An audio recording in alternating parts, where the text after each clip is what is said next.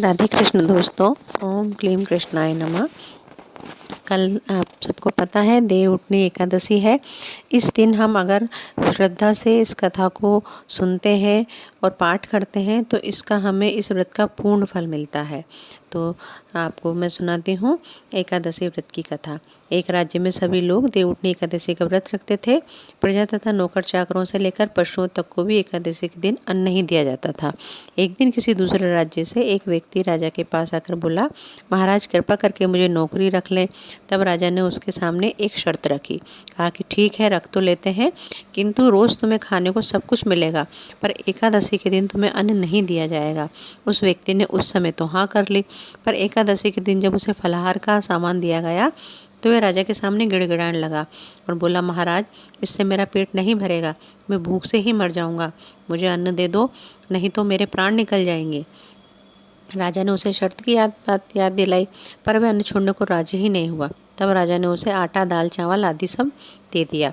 वे नित्य की तरह नदी पर पहुंचा और स्नान करके भोजन पकाने लगा।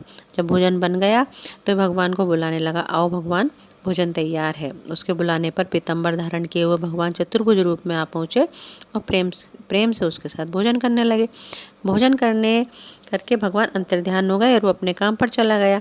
15 दिन बाद अगली एकादशी को वह राजा से कहने लगा कि महाराज मुझे दुगना सामान दीजिए, उस दिन तो मैं भूखा ही रह गया था। राजा ने कारण पूछा तो उसने बताया कि हमारे साथ तो भगवान भी खाते हैं, इसलिए हम दोनों को ये सामान पूरा नहीं होता। ये सुनकर राजा को बड़ा आश्चर्य हुआ।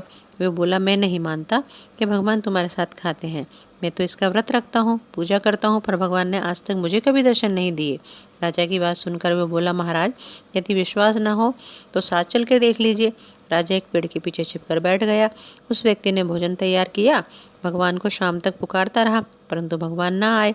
अंत में उसने कहा, हे भगवान, यदि आप नहीं आए तो मैं नदी में कूदकर अपने प्राण को त्याग दूंगा। भगवान नहीं आए, तब वे प्राण त्यागने के लिए नदी की तरफ आगे बढ़ा। प्राण त्यागने का उसका दृढ़ संकल्प ज्ञान जानकर भगवान प्रसन्न हुए और भगवान ने प्रकट होकर उसे रोक लिया और साथ बैठकर भोजन करने लगे।